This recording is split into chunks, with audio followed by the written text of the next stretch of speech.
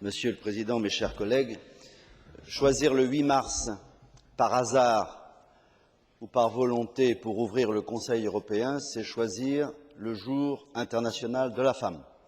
C'est donc bien vu de la part de Madame la chancelière allemande et elle saura, j'imagine, valoriser cette journée. Je replace le Conseil européen dans son temps d'histoire. 2007-2010, je pense que ce sont des années décisives. Un peu comme 1954-57, entre l'échec de la communauté de défense et la relance par le traité de Rome dont nous fêtons le 50e anniversaire.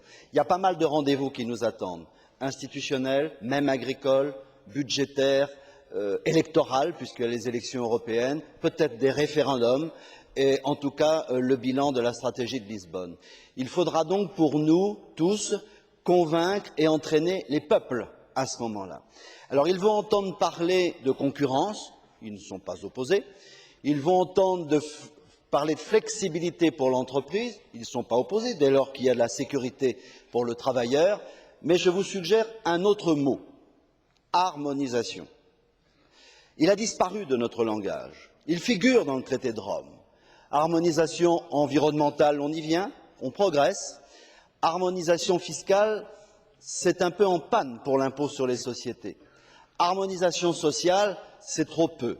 Et je pense qu'il faut que la petite musique de l'harmonisation revienne aux oreilles de nos concitoyens.